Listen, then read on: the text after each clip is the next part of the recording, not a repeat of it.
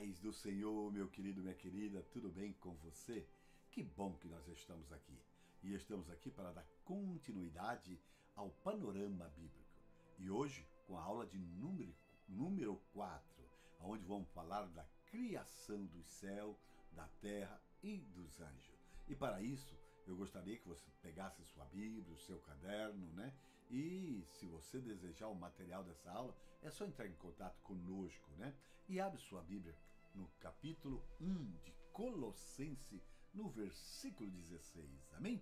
Enquanto você abre, vamos fazer uma breve oração. Senhor, meu Deus e meu Pai, em nome de Jesus, nós te louvamos, te adoramos, papai, pelo privilégio de estarmos aqui, aprendendo de ti, que é manso e humilde de coração. E com certeza, Senhor, nós encontraremos descanso para a nossa alma, em nome de Jesus. Queremos, Senhor, Pai querido, ó Deus, convidar, Senhor, o teu Espírito para que possa nos ajudar a compreender as tuas verdades, a viver as tuas verdades e glorificar o teu nome. Em nome de Jesus. Amém. Amém. Graças a Deus. A Bíblia diz assim: porque nele foram criadas todas as coisas que há no céu e na terra, visíveis e invisíveis, seja trono, seja dominações, seja principado, seja potestade, tudo foi criado por ele e para ele. Amém? Graças a Deus. Antes de nós iniciarmos aqui, eu quero te pedir um carinho. Se inscreva no nosso canal, ok? Querido, partindo do princípio que tudo aquilo que Deus faz é perfeito, partindo do princípio que tudo aquilo que Deus faz é bom, né? Nós olhando para a Bíblia Sagrada, no Gênesis capítulo 1, versículo 1, nós vamos ver que no princípio criou Deus o céu e a terra. E quando nós olhamos para esse versículo bíblico, nós entendemos, que não precisamos fazer apologia a esta verdade, que não precisamos defender a verdade que encontramos aqui em Gênesis capítulo 1, versículo 1. Pois a verdade que está aqui em Gênesis capítulo 1, versículo 1, ela é bem explícita, ela é bem clara. Aqui apenas se trata de crer ou não crer nesta verdade. Quando nós olhamos para o versículo 2, a Bíblia vai nos informar que a terra era sem forma, vazia e havia trevas sobre a face do abismo. Bem, a informação nos apresentada aqui no versículo 2 nos parece que não tem sentido, nos parece um pouco estranha, uma vez que a gente sabe que tudo aquilo que Deus faz é perfeito, é perfeito. Agora a gente vê no versículo 2 uma terra sem forma, vazia. Vemos uma terra em treva. Olha, eu entendo que as informações aqui do versículo 2 está cheia de palavras que não tem nada a ver com aquilo que Deus é, com aquilo que Deus é.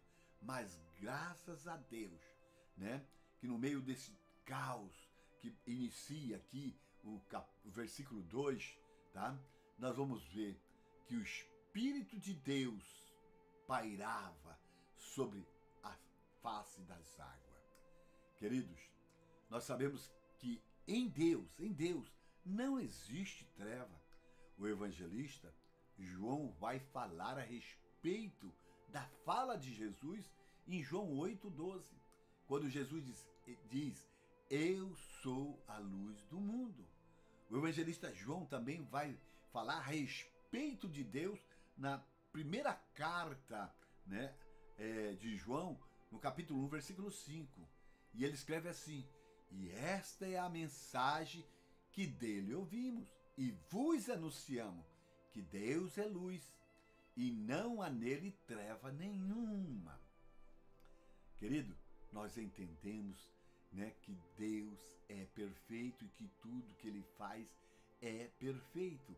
Mas como é que Deus poderia criar uma terra sem forma, vazia e em treva? Querido, nós sabemos que a Bíblia se encarrega de responder a Bíblia, Nós sabemos que Deus não deixa os teus filhos confundidos, Então, o próprio Deus vai trazer luz sobre esse assunto usando os lábios do profeta Isaías, no capítulo 45, no versículo 18, quando ele diz assim: porque assim diz o Senhor, que tem criado os céus, o Deus que formou a terra e a fez. Ele a confirmou, não a criou vazia, mas a formou para que fosse habitada. Eu sou o Senhor e não há outro. Querido, assim sendo, nós entendemos que realmente houve algo entre o versículo 1 e o versículo 2 de Gênesis 1. Tá? E a única explicação na Bíblia que combina com as informações, né, aqui do versículo 2 está naquilo que nós chamamos a origem do pecado no universo. Nós sabemos que Deus é perfeito, que tudo que ele faz é perfeito, né? Entendemos que Deus criou uma terra perfeita e por causa da origem do pecado no universo, essa terra vai se tornar sem forma e vazia. Então, no princípio, criou Deus o céu e a terra, perfeito como ele é. Agora nós vamos falar sobre a criação dos anjos. Queridos, quando nós buscamos da Bíblia Sagrada, tá, referência a respeito da criação do Éden, do jardim de Deus, fora de Gênesis capítulo 2, né, nós vamos encontrar somente em Ezequiel capítulo 28, do versículo 11 ao versículo 29, ou melhor, 19, que é justamente uma profecia de dupla referência. À primeira vista, a profecia de Ezequiel, do capítulo 28, do versículo 11 a 19, está se referindo ao rei de Tiro, ou o príncipe de Tiro, que é um ser humano. Sabemos que alguma das mais fortes condenações proféticas da Bíblia foi destinada a este homem, o príncipe de Tiro, e a cidade de Tiro. Como diz Isaías 23, Jeremias 25, Jeremias 27, Jeremias 26, Jó capítulo 3, Amós capítulo 1. Nós também sabemos, querido, que a cidade de Tiro ela era conhecida, por construir a sua fortuna, a sua riqueza através da exploração dos seus vizinhos. Nós sabemos que a cidade de Tiro era uma cidade cheia de comerciante sem caráter, sem escrúpulo, Nós sabemos que a cidade de Tiro era um centro da idolatria religiosa. Nós sabemos que a cidade de Tiro também era o centro da imoralidade sexual nesta época. E Deus sempre usou os profetas para repreender Tiro por seu orgulho provocado, por sua grande riqueza e também o orgulho que eles tinham por causa da sua localização estratégica, de cara com o mar Mediterrâneo, o grande mar. Olha, nós vamos ver aqui, Deus usando o profeta Ezequiel, repreendendo o príncipe de Tiro por causa do seu orgulho e por causa da sua ganância insaciável. No entanto, essa narrativa de Ezequiel, do capítulo 28, do versículo 11 ao versículo 19, tá? Ela vai além de qualquer mero ser humano ou rei humano. Não tem como afirmar que um rei ou que um príncipe terreno tem estado no Éden, Não tem como afirmar que o príncipe de Tiro era o querubim ungido, Não tem como afirmar, que esse príncipe de Tiro, ele estava no Monte Santo de Deus. Então, quando a gente entende isso, nós vamos compreender que no capítulo 28 de Ezequiel, a partir do versículo 11 ao versículo 19, ela é uma profecia de dupla referência, que está comparando o orgulho do rei de Tiro ao orgulho de Satanás. A profecia de dupla referência é algo que Deus está falando para uma situação que está sendo vivida naquele local, Que o príncipe de Tiro está vivendo naquele momento. E também essa profecia, por isso que ela é de dupla referência, porque também é uma revelação de algo que já havia acontecido. Nós vamos ver que Ezequiel capítulo 28, do versículo 1 ao versículo 10, tá? Nós vamos ver, né, Ezequiel sendo usado por Deus para falar com um homem, né, repreender um homem que é o príncipe da cidade de Tiro. Mas a partir do versículo 11, nós vamos ver Deus usando Ezequiel para, né, falar, para repreender, né, aquele que dominava, que manipulava o príncipe de Tiro. Então Ezequiel está sendo usado por Deus, né, para falar com um querubim que já estava caído, que era o próprio Satanás. Queridos, nós podemos afirmar que a partir do versículo 11, Ezequiel não está falando com o príncipe de Tiro, porque Ezequiel ele vai começar a aplicar termos que jamais se aplica a um homem, a um ser humano. Olha, no capítulo 28, no versículo 2, nós vamos ver, 12, melhor dizendo, nós vamos ver Deus falando por meio dos lábios de Ezequiel: filho do homem, levanta uma lamentação sobre o rei de Tiro e diz-lhe: assim diz o Senhor Deus, tu eras selo de medidas, né, cheio de sabedoria e perfeito em formosura, característica que não era característica do rei de Tiro ou do príncipe de Tiro. No versículo 15, né, Deus vai estar transmitindo pelos lábios de Ezequiel: perfeito eras no teu caminho, desde o dia em que foste criado até que se achou iniquidade em ti. Não, o único perfeito que eras no teu caminho e continuou perfeito até chegar aquele momento de falar testelestai, né? Está consumado, é Jesus Cristo. Então essas características não condiz a um ser humano. Então, querido, nós sabemos que Adão, ele foi criado perfeito, mas ele caiu, tá? E nós vamos ver, querido, que no versículo 14 vai ficar explícito, né? Vai ficar notório que não era um homem.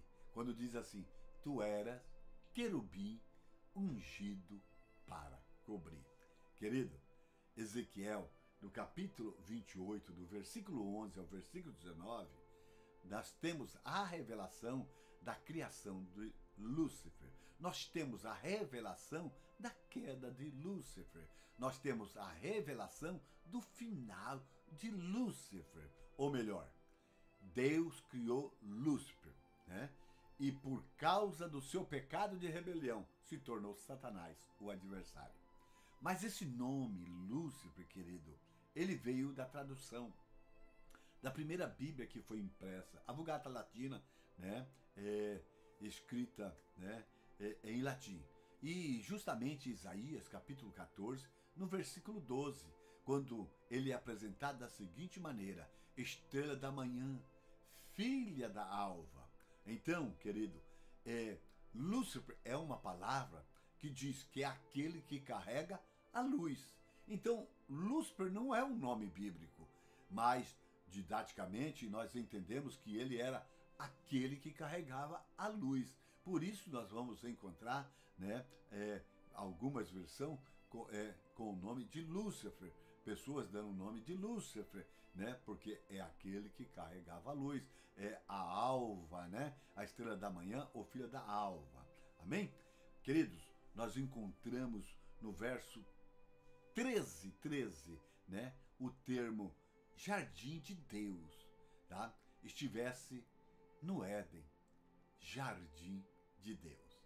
Quando nós encontramos a palavra Éden, o jardim de Deus, nós sabemos que está se referindo a um lugar geográfico, tá? Está se referindo a um lugar onde teve um fato, né, que foi o início de tudo.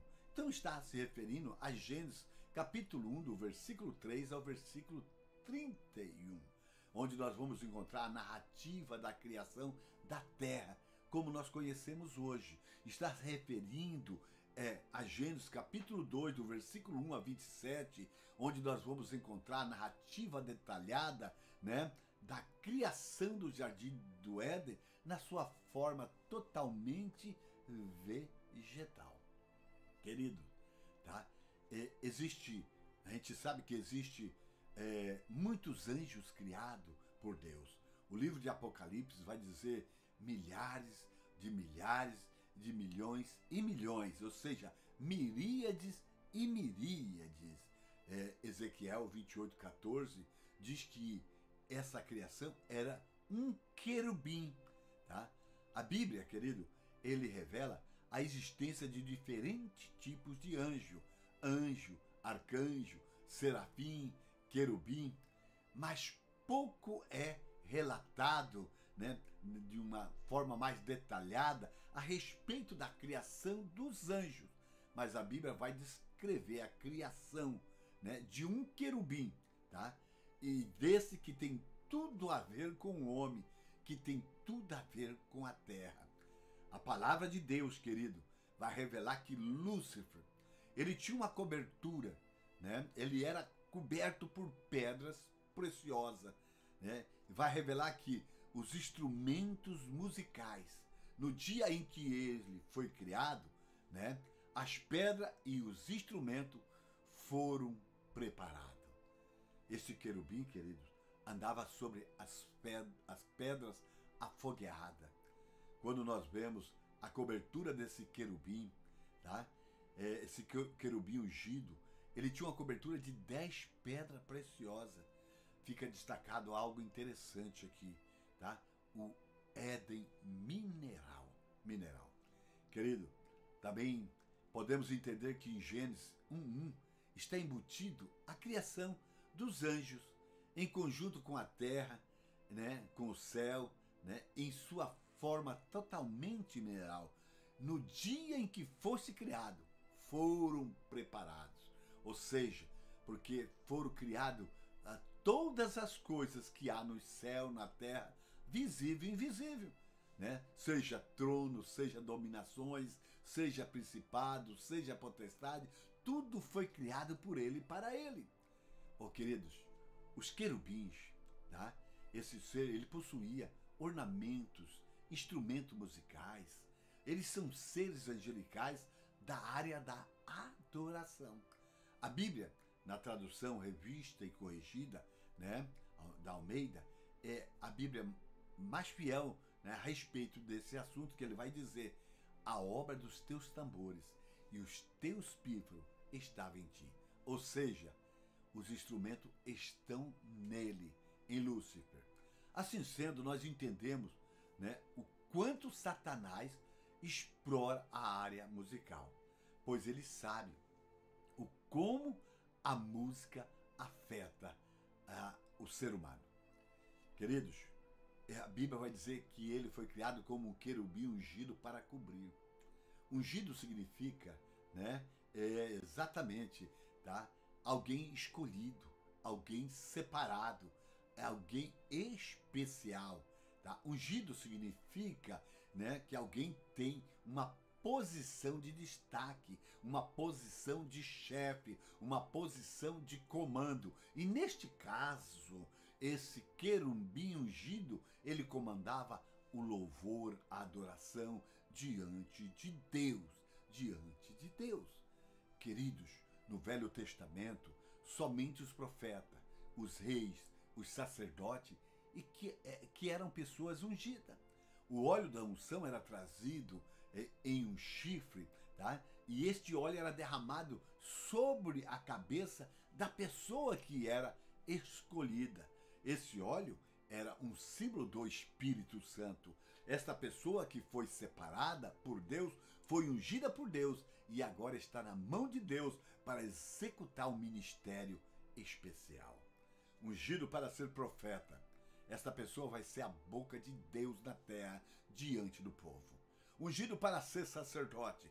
Esta pessoa vai ser a pessoa que vai apresentar a Deus o povo. Ungido para ser rei, né? Esta pessoa vai governar segundo a vontade de Deus. Hoje, né, no tempo da igreja, todos os membros, né, que realmente tiveram encontro com Deus, tá? Né, que aceitaram a Jesus como seu único e suficiente Salvador, são ungidos, separados, são reis e sacerdote. Apocalipse 1:6. E nos fez reis e sacerdote para Deus, seu Pai. A Ele a glória, o poder para todos sempre. Amém. Graças a Deus. Diz que ele é um querubim ungido para cobrir. Cobrir o quê? O trono de Deus. Nós vemos que os querubins estão lá na sala do trono para cobrir, para guardar a glória que está sobre o trono. Estão lá para o louvor e adoração a Deus. Nós vamos encontrar algumas narrativas na Bíblia Sagrada a respeito dos querubins e do trono de Deus. Nós encontramos em Ezequiel capítulo 1, do versículo 3 ao versículo 28. Nós encontramos Ezequiel capítulo 10, do versículo 14, que é 15, e o versículo 20. Nós vamos encontrar Apocalipse 20, ou 20 não, Apocalipse 4. Tá? Então nós sabemos, querido, que Ezequiel teve uma visão de Deus, né? Da sala do trono com os 4 seres viventes, né? E conheceu que eles eram querubim. Deus não precisa que guarde o seu trono, mas Deus assim estabeleceu para o seu louvor, para a sua adoração, em nome de Jesus. Que Deus vos abençoe em Cristo, que essas verdades guardem em teu coração, para que nós possamos propagar esta verdade em nome de Jesus, em nome do Senhor. Fica na paz do Senhor, que Deus vos abençoe em Cristo.